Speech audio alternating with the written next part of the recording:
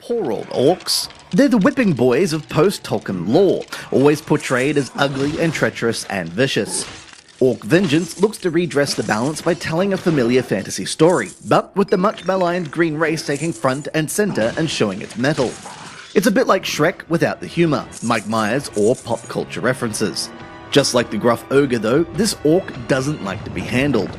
After a hilariously hammy introduction, you're introduced to Orc leader Rock, who must escape from his prison and liberate Argon from an evil sorcerer. Around this tale, developer Big Cave Games has created a very traditional dungeon-crawling RPG, attempting to streamline it for mobile play. It's certainly succeeded in creating a faithful fantasy universe with dark dungeons, towering castles, and spooky crypts. There are few signs of originality, but the world is very well realised, with some excellent 3D graphics and fine lighting effects. Despite the look of these levels, they're far from the sprawling affairs you might expect from an RPG. Each compact level is split into brief chunks of gameplay, lending themselves to the format pretty well. Of course, this also means the sense of exploration and discovery isn't quite what you might be used to if you've played Diablo 3 or something similar. The goal, as ever, is to collect loot from smashed crates, treasure chests, and defeated enemies, but all are pretty much funneled into your path. Combat is a simple case of touching an enemy, which will cause Rock to waddle over and start attacking them.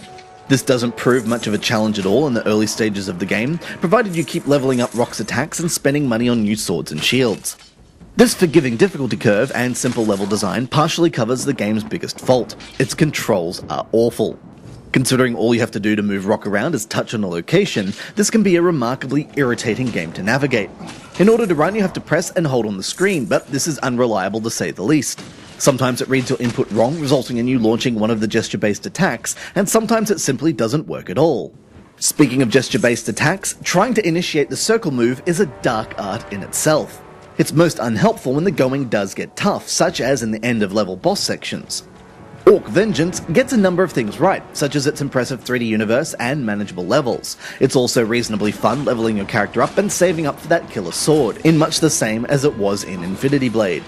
Unfortunately, the levels are a little too simple for their own good, failing to engender that exploratory spirit that's vital to any RPG. More than this, the developer needs to go back to the drawing board with the touch controls, as they simply don't work in their current incarnation. If you're interested in the thought of playing through a solid hack and slasher from a slightly different angle, there's plenty of enjoyment to be had in Orc Vengeance. For the rest of us, that essential layer of immersion is simply lacking.